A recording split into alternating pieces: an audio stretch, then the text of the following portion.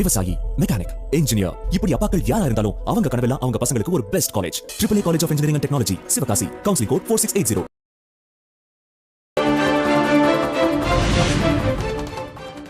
Netherlands பயணத்தை முடித்துக் கொண்டு ஸ்வீடன் சென்றார் பிரதமர் மோடி.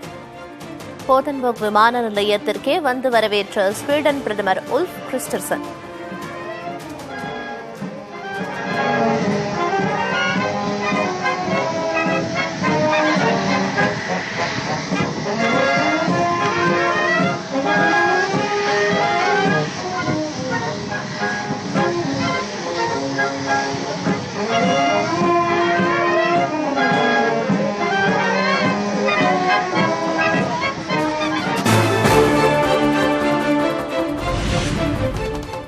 சென்ற பிரதமர் மோடிக்கு இந்திய வம்சாவளியினர் ஆரவாரத்துடன் வரவேற்பு. கோதன்பர்க் விமான நிலையத்திற்கு வெளியே கூடியவர்களை பார்த்து கையசைத்து உற்சாகம்.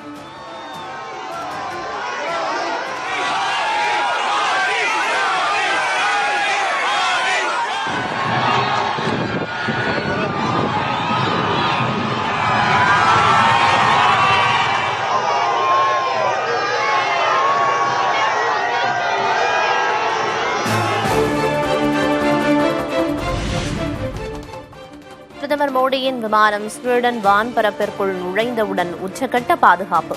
போர் விமானங்கள் சூழ சென்ற காட்சிகள் வெளியீடு.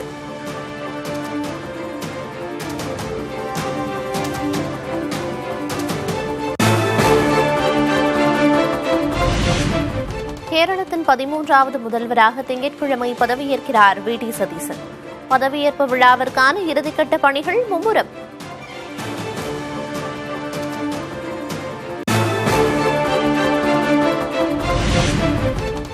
கேரள ஆளுநர் அர்லேக்கரோடு வி.டி. சதீசன் திடீர் சந்திப்பு. நாளை பதவியேற்கும் நிலையில் அமைச்சரவை பட்டியலை கொடுத்ததாக தகவல்.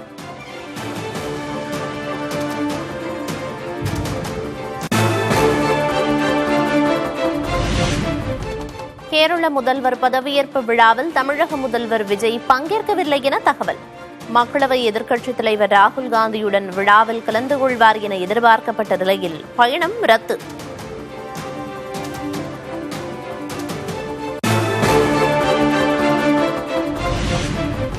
நீலகிரி, கோவை, திருப்பூர், தேனி, மதுரை உள்ளிட்ட 15 மாவட்டங்களில் திங்கட்கிழமை கனமழை பெய்யக்கூடும். மணிக்கு 40 முதல் 50 கிலோமீட்டர் வேகத்தில் பலத்த காற்றும் வீசக்கூடும் என வானிலை ஆய்வு மையம் கணிப்பு.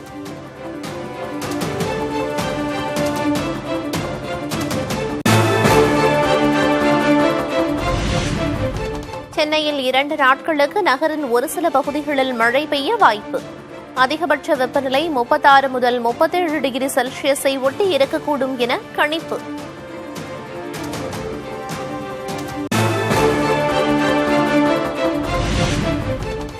தமிழக கடலோர பகுதிகள், மன்னார் வளைகுடா, குமரிக்கடல் பகுதிகளில் மணிக்கு 60 கிலோமீட்டர் வரை சூறைக்காற்று வீசக்கூடும்.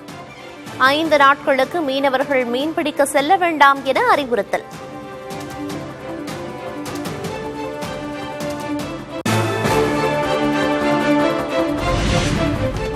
புதுக்கோட்டை, திண்டுக்கல், தேனி, திருப்பூர், நாமக்கல் உள்ளிட்ட மாவட்டங்களில் கனமழை. உதகையில் கனமழையால் நிலவும் குளு காலநிலை சுற்றுலா பயணிகள் மகிழ்ச்சி.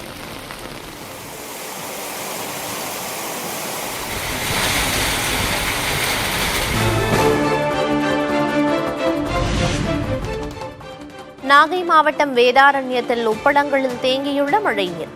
உப்பு உற்பத்தி பாதிக்கப்பட்டிருப்பதால் வேலையிழந்த தொழிலாளர்கள்.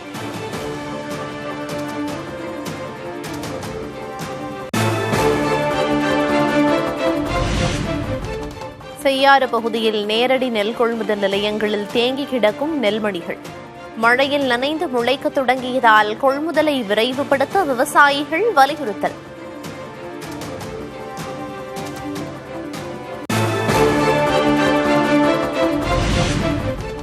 பிரபல திரைப்பட தயாரிப்பாளர் கே. ராஜன் தற்கொலை. சென்னை அடையாறு ஆற்றில் குதித்து விபரீத முடிவு.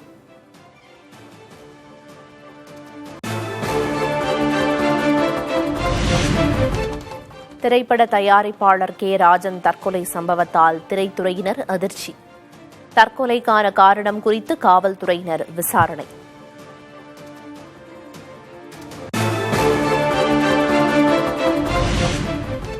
தேர்தல் முடிவுக்கு பிறகு திமுக தலைவர் மு.க.ஸ்டாலினை சந்தித்து பேசியது என்ன?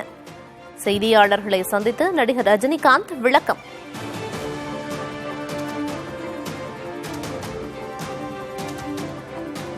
ஸ்டாலின் அவர்கள் அந்த குளத்தூரில் தோற்றது எனக்கு கொஞ்சம் சங்கடமாக இருந்தது. அதுக்காக ஒரு நண்பனுங்கிற முறையில், நட்பு முறையில் அவர் போய் நான் பார்த்தேன்.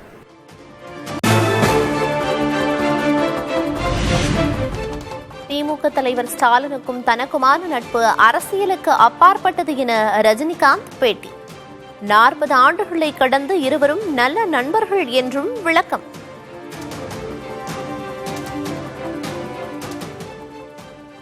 ஸ்டாலின் சார் அவர்களே என்னுடைய 38-40 ஆண்டு நண்பர். எங்களுடைய நட்பு கொள்கைகள் அரசியலுக்கு அப்பாற்பட்டது. ஜனநாயகத்தில் தோல்வி வெற்றி சகஜம்.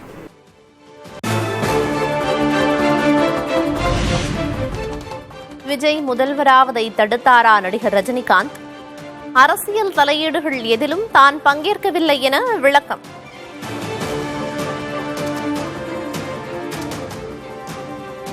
ஒரு நண்பனுங்கிற முறையில், நட்பு முறையில் அவர் போய் நான் பார்த்தேன்.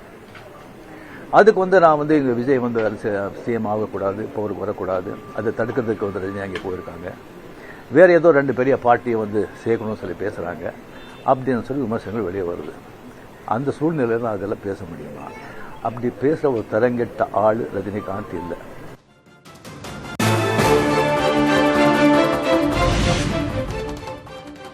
இருபெரும் கட்சிகளை தாவேக தலைவர் விஜய் வென்றிருக்கிறார். விஜயின் வெற்றியை ஆச்சரியம் கலந்த மகிழ்ச்சியுடன் பார்ப்பதாகவும் ரஜினிகாந்த் பேட்டி. இங்க 2 பெரிய கட்சிகளை எதிர்த்து தனி ஆளை ஜெயிச்சிருக்காங்க. அது நம்ம சினிமா இண்டஸ்ட்ரியில இருந்து. எனக்கு அது பொறாமை இல்லை, ஒரு ஆச்சரியம் கலந்த ஒரு சந்தோஷம். அடே யார் அப்ரிசியேஷன், சூப்பர்.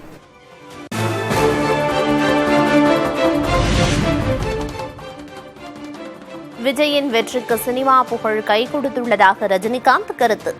இளைஞர்கள், பெண்கள் மற்றும் சோசியல் மீடியாவும் காரணம் என பதில்.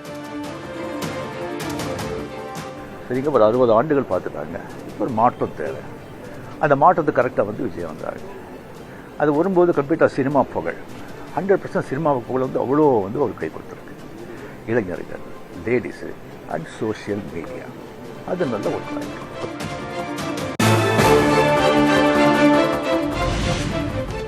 விஜய்க்கும் தனக்கும் தலைமுறை வேறுபாடு இருப்பதை சுட்டிக்காட்டிய ரஜினிகாந்த், எம்ஜிஆர், என்டிஆரை விஜய் விஞ்சியிருப்பதாகவும் தனக்கு எந்த பொறாமையும் இல்லை என்றும் பேச்சு. எனக்கும் விஜயருக்கு ஒரு ஜெனரேஷன் கேப், கிட்டத்தட்ட 25 இயர்ஸ் டிஃபரன்ஸ்.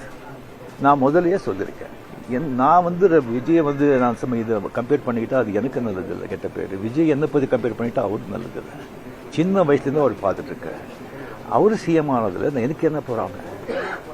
அது இவ்வளோ சின்ன வயசுல, 52 வயசுல எம்ஜிஆர், என்டிஆர் சாதனை பண்ணுறதை விட அதை விட ஜாஸ்தி.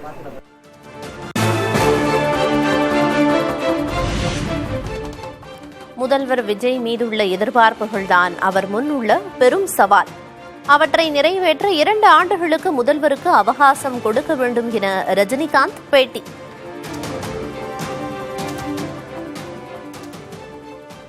விஜய் அவர்களுக்கு உங்களுடைய அறிவுரை, ஆலோசனை என்ன? எதிர்பார்ப்பு ரொம்ப ஜாஸ்தியாக இருக்குங்க. டெஃபினட்டாக புது செய்வாங்க நம்பிக்கை எனக்கு இருக்கு. பட் ஒன்று, மக்கள் நம்ம ஒரு 2 வருஷம் அவரை விட்டுறணும். 2 வருஷம் விட்டுறணும்.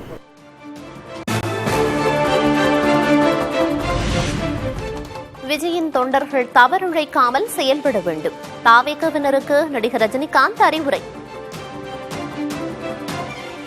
அவருடைய தொண்டர்களாகட்டும், ரசிகர்களாகட்டும் ஜாகிரதையாக நடந்துக்கணும். இந்த சென்ஸ், அவர் என்ன தப்பு பண்ணா கூட அது ஸ்ட்ரைட்டா விஜய்க்கு தான் பாதிக்கும் அப்படிங்கிறத அவன் மனசுல வச்சுக்கணும்.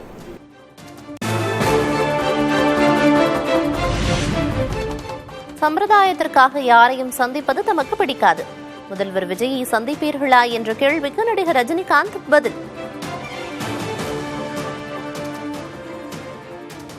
நீங்க சிஎம் சந்திச்சு திரையுலக பத்தின கோரிக்கைகள் ஏதாவது முன்வைக்கிறதுக்கு ஐடியா இருக்கா? இல்லைங்க, இப்போ சினிமா இண்டஸ்ட்ரியிலிருந்து நடிகர் சிங்கம் போயாச்சு, ப்ரொடியூசர் கவுன்சில் பார்க்க போறாங்க, கமலும் போயாச்சு. மறுபடியும் சும்மா சம்பிரதாயிகமான போய் பார்க்கறதுக்கு எனக்கு பிடிக்காது.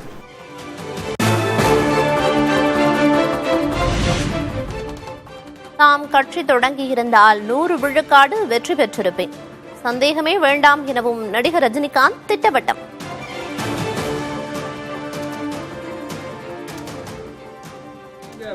தேர்தல் கட்சி வச்சிருந்தா வெற்றி பெற்றலாம் என்று ஒரு சொல்லப்படுகிறது. அது வந்து நினைக்கிறீங்களா? இல்ல 100% வெற்றி பெற்றுப்பாங்க, அதுல டவுட்டே கிடையாது. இல்ல 100% வெற்றி பெற்றுப்பாங்க, அதுல டவுட்டே கிடையாது.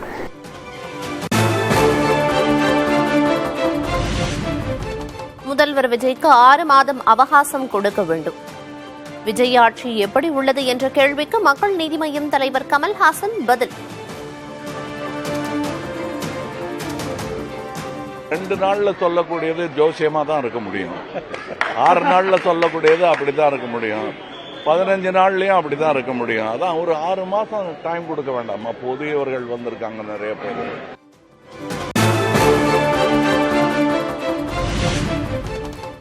கமல் முதல்வராகி இருந்தால் கூட பொறாமை வந்திருக்கலாம். விஜய் முதல்வரானதால் பொறாமையா என்ற கேள்விக்கு நடிகர் ரஜினிகாந்த் பதில். விஜய் மேலே எனக்கு பொறாமை.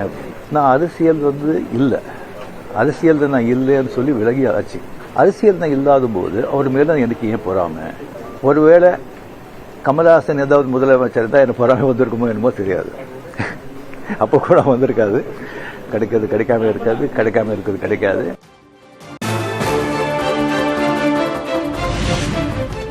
ரஜினியுடன் போட்டி இருந்ததே தவிர பொறாமை கிடையாது.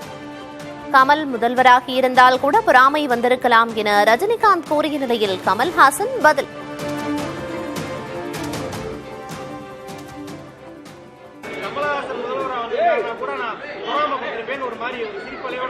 சிரிப்போட தான் சொன்னாரே தவிர நாங்க 2 பேருமே ஒருத்தர் பார்த்து பொறாமப்பட்டது கிடையாது. போட்டி போடுவோம்.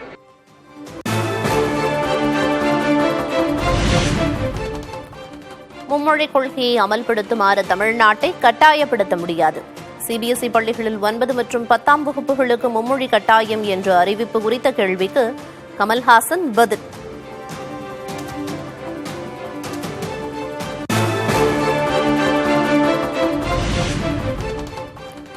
தமிழ்நாட்டில் மும்மொழி கொள்கையை தொடர்ந்து எதிர்க்க வேண்டும். தாவேக அரசுக்கு திமுக எம்பி கனிமொழி வலியுறுத்தல். நாங்கள் ஆட்சி பொறுப்பில் இருந்த பொழுதும் சரி, இப்பொழுதும் சரி, அதை ஏற்றுக்கொள்ள முடியாது என்று எதிர்த்து கொண்டிருக்கிறோம். புதியதாக பதவியேற்றுக் கொண்டிருக்கக்கூடிய அரசாங்கம் அதை நிச்சயமாக தமிழ்நாட்டில் இருக்கக்கூடிய மக்களின் உணர்வுகளை புரிந்து கொண்டு அதை தொடர்ந்து அவர்களும் எதிர்க்க வேண்டும்.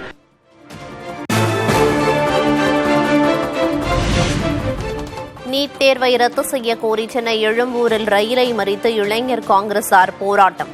மத்திய அரசுக்கு எதிராக முழக்கம் எழுப்பியவர்களை குண்டுகட்டாக கைது செய்த காவல்துறை.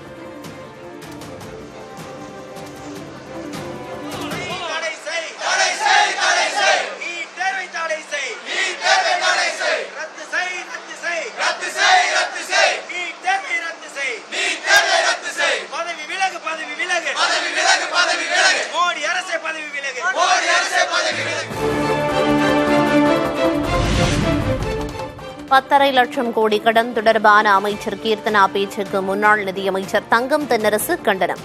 உண்மைக்கு புறம்பாக நிதி நிர்வாகம் குறித்த அடிப்படை புரிதலின்றி அமைச்சர் கீர்த்தனா பேசியுள்ளதாகவும் பதிலடி.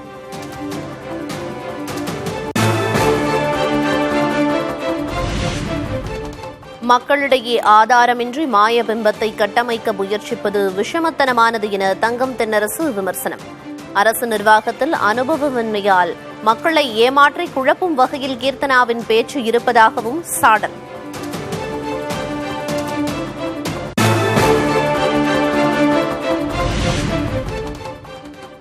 அதிமுக பொதுக்குழுவை கூட்ட ஆர்வம் காட்டும் எஸ்பி வேலுமணி தரப்பு. எடப்பாடி பழனிசாமிக்கு அழுத்தம் கொடுக்க பொதுக்குழு உறுப்பினர்களிடம் கையெழுத்து பெறும் முயற்சி மும்முரம்.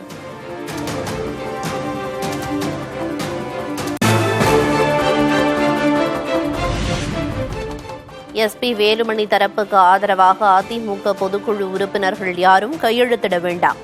பொதுக்குழு கூட்ட முயற்சி நடக்கும் நிலையில் எடப்பாடி பழனிசாமி தரப்பு வலியுறுத்தல் என தகவல்.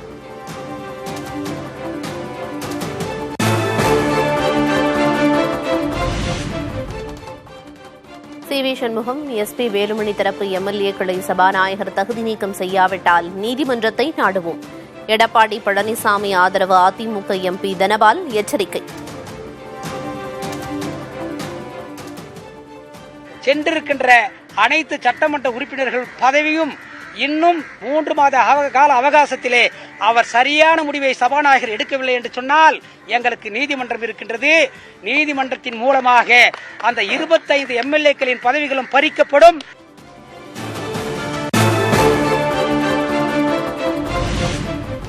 அமமுக அதிமுக எம்எல்ஏக்களுக்கு அமைச்சர் பதவி தந்தால் சிபிஐ விசாரணை கோருவோம்.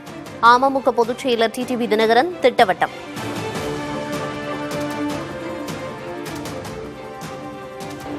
எங்களது எம்எல்ஏவோட பேரம் பேசி ஏதோ ஒரு செஞ்சு தரேன்னு சொல்லி தானே கூப்பிட்டுருக்கீங்க. அது குதிரை பேரம் தானே. நீங்கள் ஒன்றே அவங்களுக்கு அமைச்சர்கள் கொடுத்தீங்கன்னா உறுதியாக சிபிஐ என்கொயரி வருவோம்.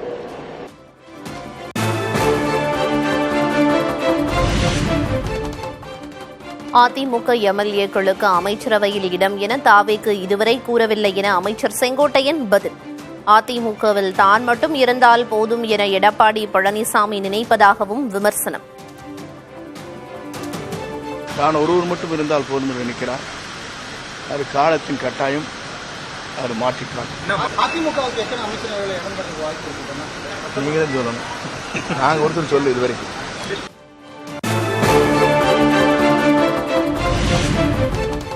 அரசியல் விமர்சகர் பொன்ராஜ் மீது கடலூரில் 4 பிரிவுகளில் காவல்துறை வழக்கு பதிவு. தாவேக பெண் நிர்வாகிகள் பற்றிய அவதூறு கருத்துக்களை வெளியிட்ட புகாரில் நடவடிக்கை.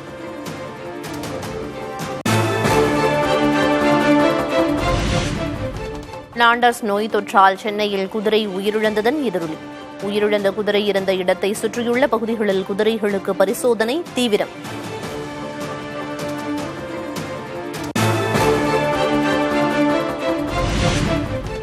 ஜம்மு காஷ்மீரின் பன்சாத்நாக் பகுதியில் நடந்த பாரம்பரிய மீன்பிடி திருவிழா. உற்சாகத்துடன் மீன்களை பிடித்ததுடன் ஏரியையும் தூய்மைப்படுத்திய மக்கள்.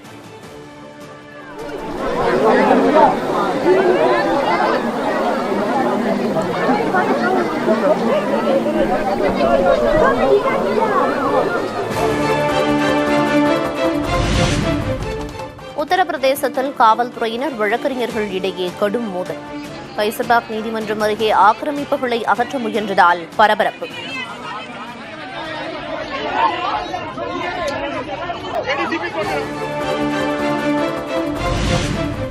ஈரானில் பொதுமக்களுக்கு போர் பயிற்சி தரும் அரசு.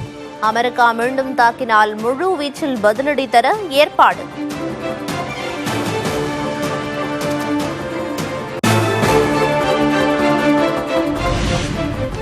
ஆப்பிரிக்காவில் எபோலா தொற்று தீவிரமடையும் நிலையில் அதை சர்வதேச மருத்துவ அவசர நிலையாக அறிவித்தது உலக மருத்துவ நிறுவனம். காங்கோ, உகாண்டா நாடுகளில் 80 பேர் உயிரிழந்துள்ள நிலையில் 200க்கும் மேற்பட்டோருக்கு சிகிச்சை.